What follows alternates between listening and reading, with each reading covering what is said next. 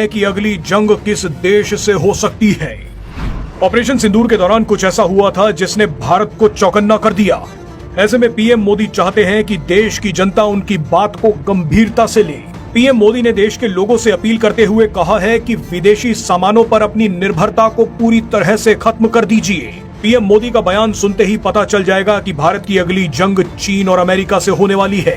व्यापार के क्षेत्र में तो ये जंग शुरू भी हो चुकी है, लेकिन आगे चलकर ये सैन्य संघर्ष में बदल सकती है। चीन और अमेरिका भारत की एक कमजोरी को बखूबी पहचान चुके हैं और इसी कमजोरी का फायदा उठाकर चीन और अमेरिका पाकिस्तान और बांग्लादेश के जरिए भारत पर बड़ा सैन्य हमला कर सकते हैं।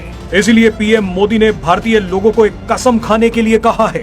पीएम मोदी ने कहा है कि हमें गांव-गांव व्यापारियों को शपथ दिलवानी होगी कि विदेशी सामानों से कितना भी मुनाफा क्यों ना हो, लेकिन हम विदेशी सामान नहीं बेचेंगे। पीएम मोदी ने कहा कि ये दुर्भाग्य की बात है कि गणेश जी भी विदेश से आते हैं। गणेश जी की आंखें छोटी छोटी बना दी जाती हैं। गणेश जी की आंखें भी नहीं खुल रही। होली पर रंग की पिचकारियां तक विदेशों से आ रही हैं। यहाँ पर पीएम मोदी ने सीधे सीधे चीन पर हमला किया है। आप पहले पीएम मोदी का बयान सुनिए, उसके बाद आपको खतरे का अंदाजा खुद ब खुद हो जाएगा।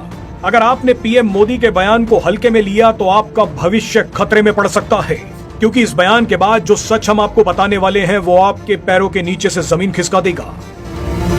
हम गांव-गांव व्यापारियों को शपथ दिलवाएं, व्यापारियों का कितना ही मुनाफा क्यों ना हो, आप विदेशी माल नहीं बेचोगे।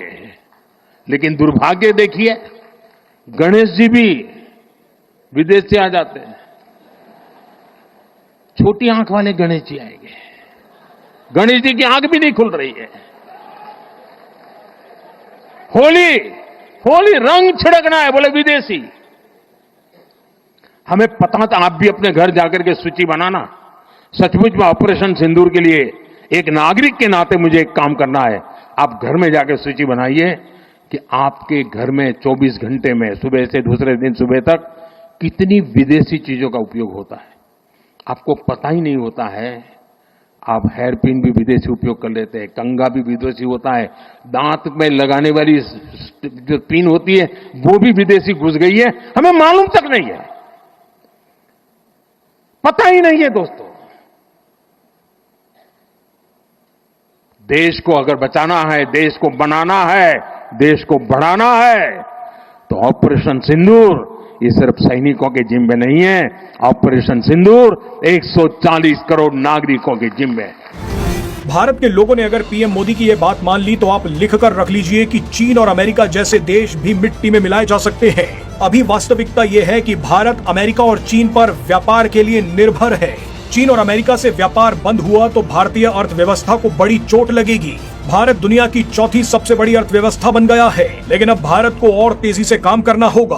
भारत ने जिस तरह से हथियारों के क्षेत्र में आत्मनिर्भरता हासिल कर ली है, ठीक उसी तरह अब व्यापार के क्षेत्र में भी भारत को आत्मनिर्भर होना होगा। ऑपरेशन सिंदूर में भारत ने अमेरिकी और चीनी हथियारों की औकात पूरी दुनिया को दिखा दी थी। इससे बौखलाकर अमेरिका और चीन ने भारत को व्यापार की धमकी देनी शुरू कर दी।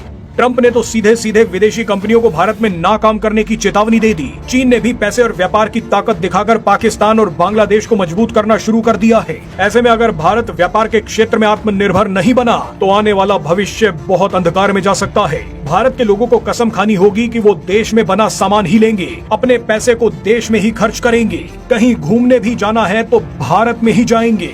यही एक तरीका है जो चीन और अमेरिका को घुटनों पर ला सकता है। इस बार भारत के लोगों को बड़ा कदम उठाना होगा।